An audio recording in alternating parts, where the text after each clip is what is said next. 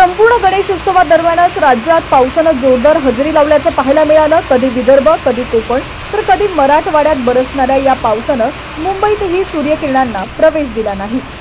अशातच आज राज्यातील हवामान कसं असणार आहे, वाऱ्याचा वेग वाढणार आहे, विजाही कडाडणार आहेत, राज्याच्या कोणत्या भागात पाऊस आपलं थैमान घेणार आहे तेच आज मी तुम्हाला या व्हिडिओच्या माध्यमातून सांगणार आहे।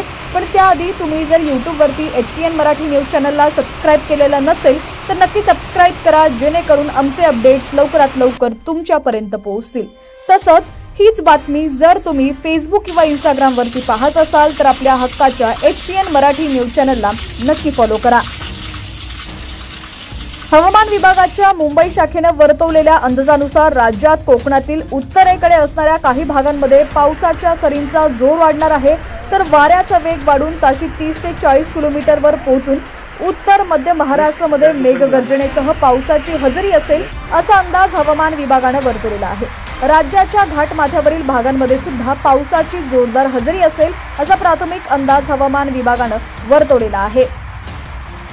जोरदार वाऱ्यांसह मेघगर्जना आणि विजांच्या कडकडाटासह राज्यात मराठवाडा भागात सुद्धा पावसाची जोरदार हजेरी असेल असा अंदाज वर्तवण्यात आलेला आहे। त्यामुळे नागरिकांनी सतर्क राहावं। हवामान विभागाने पूर्व विदर्भालाही जोरदार पावसाचा येलो अलर्ट जारी केलेला असून सध्याच्या घडीला गुजरातच्या उत्तरेकडील भाग आणि राजस्थानच्या नैऋत्येकडील कमी दाबाच्या प्रणालीमुळे राज्याच्या पर्जन्यमानावर परिणाम होत असल्याचा प्राथमिक अंदाज वर्तवला गेलाय।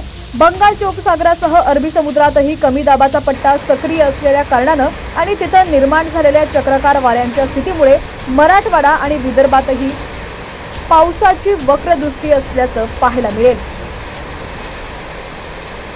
हवामान विभागाच्या मुंबई शाखेच्या अंदाजानुसार पुढील 24 तासांमध्ये महाराष्ट्रात हवामानात काहीशी सुधारणा दिसेल, परंतु काही भागांमध्ये पाऊस आणि ढगाळ वातावरण कायम असणार आहे।